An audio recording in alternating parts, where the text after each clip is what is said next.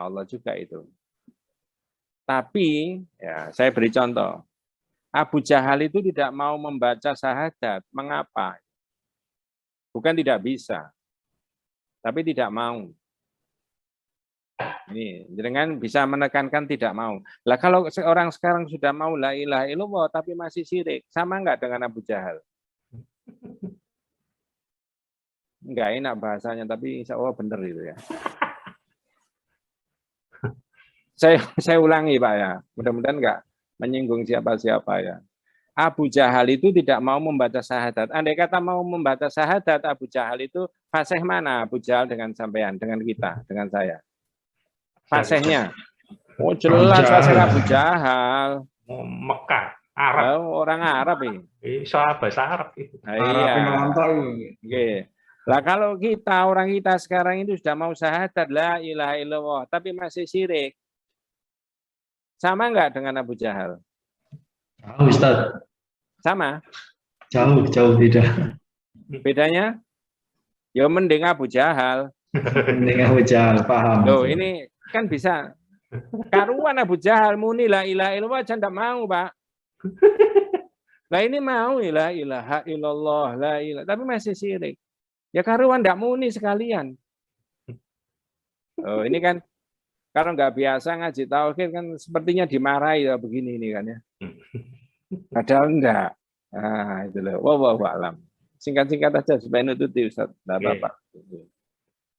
Oke. Ustaz, apakah termasuk syirik mengikuti hukum-hukum selain hukum Allah? Meskipun hukum tersebut tujuannya baik. Seperti hukum yang berlaku di negara kita. Wah, jeru ya. Jangan tanya yang gitu-gitu, nanti saya nggak boleh ngaji. Nyerempet-nyerempet. Saya beri ilustrasi aja. Saya beri ilustrasi. Gini, singkat. Ada anak yang baru usia 15 tahun naik motor.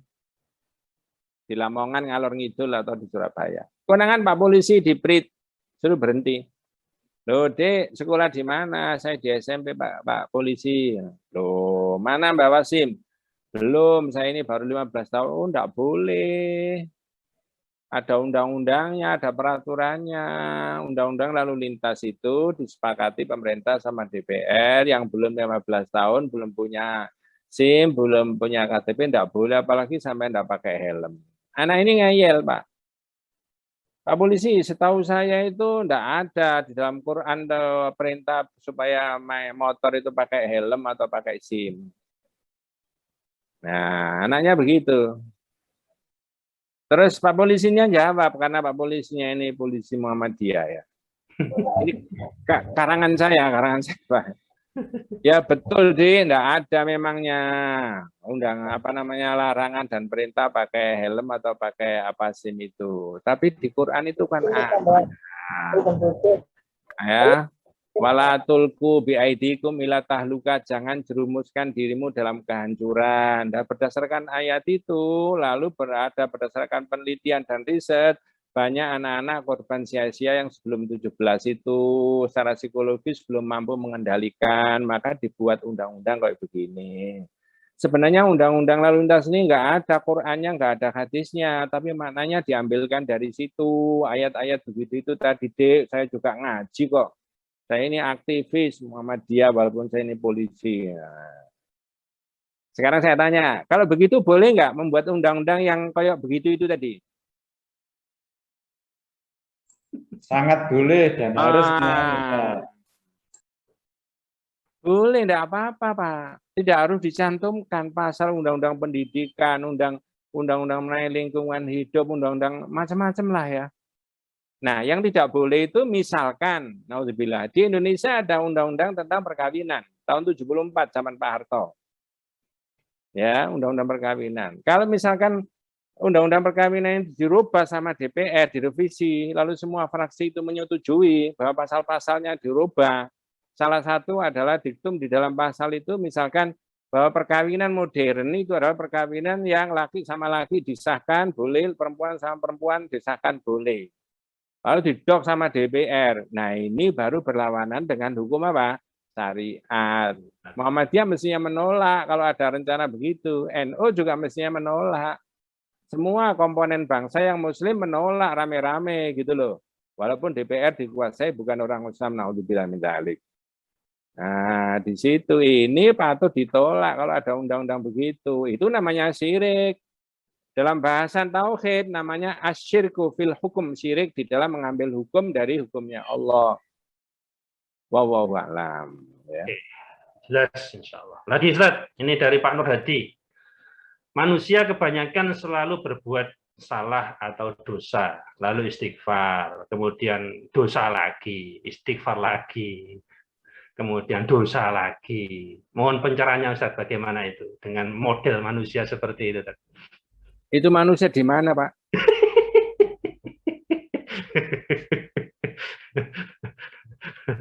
Jadi kadar tobatnya, nun sewu ya, itu tidak termasuk ya ayyuhalladzina amanu tubu ilallahi taubatan nasuha. Kalau taubatan nasuha itu satu, ayyan damal adu ila dzanbilladzi asabahu. Dia getun terhadap dosa yang dia pernah lakukan. Ya.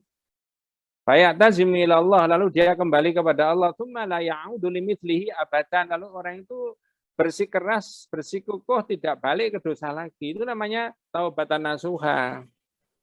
Nah, kalau yang seperti itu tadi, orang ini tidak bertobat, maka di dalam tauhid itu ada ungkapan begini, Pak Nur Hadi ya, atau Mas Nur Hadi ya.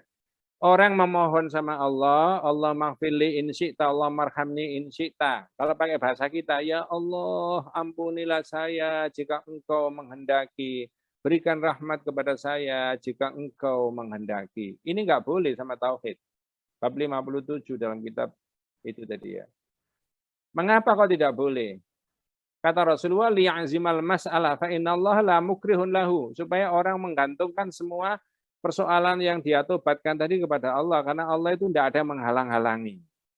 Sebanyak-banyak, sebesar-besar dosanya harus dikembalikan kepada Allah. Karena Allah itu yaghfiru dzunuba jami'a, mengampuni semua dosa. Nah, begitu. Nanti kaitannya dengan tobat itu ada begitulah. Seperti tadi Pak Nur Hadi ya, itu orang itu tidak tobat namanya, itu namanya. Nah, andai kata tobat itu ya ece-ece. Tobatnya itu derajatnya tidak sampai taubatan nasuha. Kalau taubatan nasuha salah satu titik tekannya adalah ayyan damal abdu ala dzanbil ladzi asabahu. Dia itu getun terhadap dosa yang dia lakukan. Tsumma la ya'udu limitslihi abadan. Lalu tidak bisa balik lagi ke dosa itu tadi. Wallahu a'lam. Nah, begitu Pak ya. Oke, terakhir nih karena waktu tinggal 3 menit. Pertanyaan terakhir. Ini tentang COVID yang diceritakan Pak Yai tadi, ya. Satu masjid ada yang meninggal, 4 orang terkena COVID dan wafat. Ya. Menurut ilmu tauhid, apakah ini bisa dikatakan sudah takdirnya memang harus meninggal karena virus? Ya, gini, urut-urutannya takdir itu pertama adalah al-ilmu, ilmunya Allah. Urut-urutannya begitu. Yang kedua adalah Alkitabah, tulisannya Allah. Yang ketiga adalah Al-Iradah, kehendaknya Allah. 1, 2, 3 ini Pak Ustadz ya, itu tidak ada yang tahu. Disimpan oleh Allah di Lauhul Mahfudz sana. Jadi saya ulangi, urut-urutannya takbir itu adalah al-ilmu, ilmunya Allah. Yang kedua adalah Alkitabah, tulisannya Allah. Yang ketiga adalah Al-Iradah, kehendaknya Allah. Yang keempat ini yang diketahui manusia, al-khalq, kejadian. Nah, sebentar Pak ya. Ini disimpan di Allah sana, di ilmunya Allah di Lauhul Mahfudz. Tidak ada orang bisa tahu Lauhul Mahfudz. Orang bisa tahu kalau lauhnya itu dibuang, tinggal mahfudnya. Nah, itu baru tahu. Ya. Nah, tentang saya, tentang kita semuanya sudah ditulis, tidak ada yang tahu. Tapi ada kewajiban syar'i manusia itu untuk berhati-hati. Tapi jangan lupa, al-khadar la yadfa'ul qadar. Berhati-hati itu tidak bisa menolak takdirnya Allah. Saya sudah begini, tapi masih naudzubillah terpapar. Ya, dari situ sudah kita mengatakan qadar Allah. Karena ini sudah kejadian. Sehingga kita juga tidak boleh, wah andai kata kemarin, nah itu agak beda lagi nanti. Ada di tauhidnya itu. Harus diluruskan ucapan begitu itu. Wah, andai kata itu kemarin tidak begini hasilnya. Wah, Tambah keliru lagi kalau begitu. Wallahu a'lam. Nah begitu Ustaz ya. Oke, Pak Yai. Nah, saya Sebenarnya masih ada, sebenarnya masih ada satu pertanyaan, ya cuman karena waktu ini ya. Jadi sudah jam 11.30 dan 11.36 itu sudah mancing zuhur. Alhamdulillah, maka kita cukupkan untuk kajian pada siang kali ini. Alhamdulillah cukup gayeng ngajinya, hanya yang interaktif, yang tanya, sehingga dengan pertanyaan itu insya Allah akan menjadikan kita paham. Alhamdulillah. Oke. Terima kasih atas waktunya Pak Yai Najih Ihsan. Insya Allah nanti akan kita lanjutkan lagi masih pada bahasan tauhid ini, karena tauhid itu harus kita dahulukan untuk kita paham sebelum rukun-rukun Islam yang lainnya. Oke, terima kasih juga pada Bapak dan Ibu karyawan Rumah Sakit Muhammadiyah Lamongan yang ikut aktif dalam kajian rutin pada Rabu kali ini, kajian Muhammadiyah. Dan marilah kajian siang kali ini kita akhiri dengan bacaan hamdalah. Alhamdulillahirabbil alamin. Subhanakallahumma wa bihamdika asyhadu an la ilaha illa anta astaghfiruka wa atubu ilaik. Assalamualaikum warahmatullahi wabarakatuh. Waalaikumsalam warahmatullahi wabarakatuh. Ustaz, saya pamit dulu ya. Oke, alhamdulillah semuanya. Dan paling sehat semuanya. Amin. Amin.